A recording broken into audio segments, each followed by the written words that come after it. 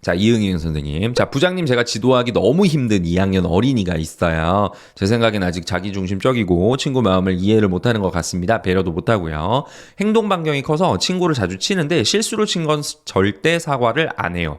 제가 내 손에 와서 스스로 맞음, 제가 스스로 자기 눈 찌른 것 등 사과하라고 하면 실수라도 사과해야 한다. 친구 마음 생각해 봐라라고 하면 아니 근데 걔가 전에 하면서 상관없는 사건을 말합니다. 그건 관련 없는 일이니 이따 해결하고 방금 친구 친 건 사과하라고 하면 입 닫고 교사 노려보며 그 자리 서서 1교시 수업 내내 씩씩대요.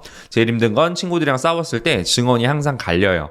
보통 잘못 인정하고 사과하기로 조율이 되는데 이 애랑 생긴 갈등은 해결이 잘 안 납니다. 친구는 아파서 눈물 그렁그렁한데 자긴 그런 적 없다고. 얘 때문에 맨날 교실에 갈등이 생겨서 힘들어요. 쉬는 시간도 5분뿐이라 이 학생 상대하다 보면 수업도 제대로 못하기 일수, 게다가 시도 때도 없이 자기 요구 안 들어주면 좀 칭얼대고 그런 면도 있어서 지칩니다. 어떻게 지도하면 좋을까요? 자기가 잘못한 거에 대해서는 인정을 안 하는 이런 자기중심적인 사고들이 센 친구들이 특히 저학년에 많아요. 제가 그냥 생각나는 대로 조금 말씀을 드려보면 그 친구의 이야기도 조금은 들어주는 게 필요할 것 같습니다. 왜냐면은 지금까지 얘가 학교 생활을 하고 유치원 생활을 하고 어린이집 생활을 하면서 또는 뭐 가정회사라든지 진짜 뭔가 억울한 일이 있었을 때 그거를 선생님들이나 어른들이 그렇게 들어주지 않았을 것 같아요. 보면.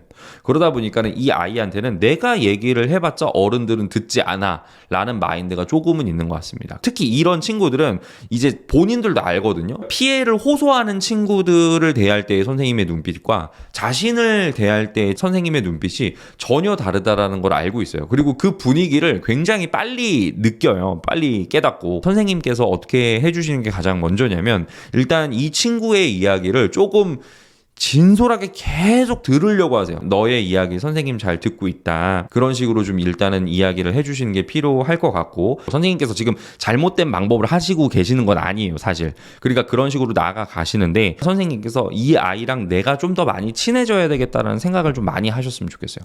이런 친구들 같은 경우는 기본적으로 지금까지 선생님들한테 인정 못 받고 살았을 확률이 굉장히 높습니다.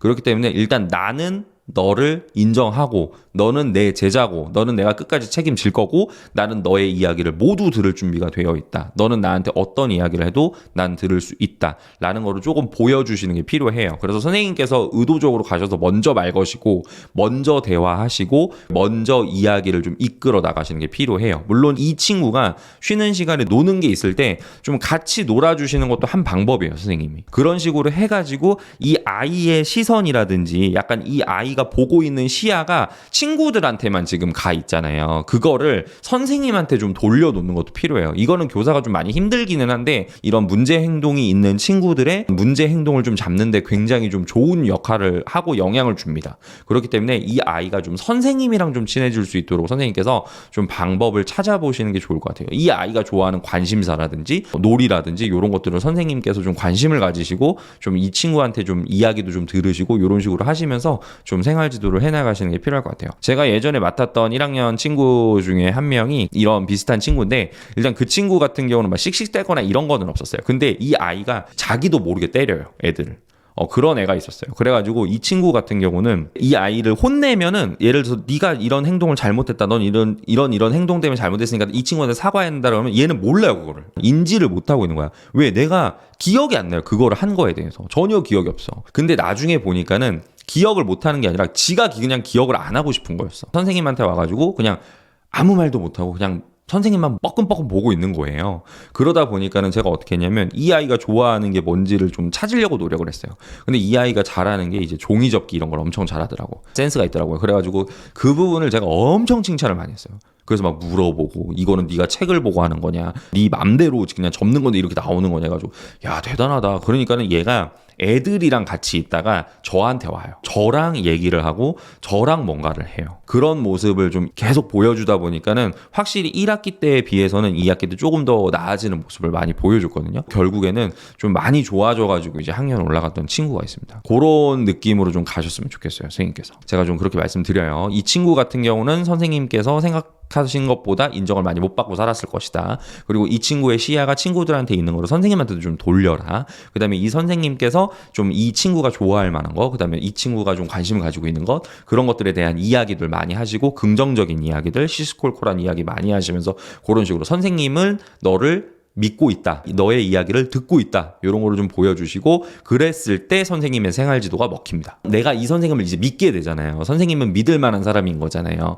그때 선생님이 하는 생활지도가 빛을 보기 시작해요. 선생님이 나를 좋아하는 사람인데 내가 이런 걸 잘못해서 우리 선생님이 이렇게 얘기하고 있는 거구나 라는 식으로 이 아이가 이제 받아들이게 됩니다. 그때부터 이제 조금씩 달라져요.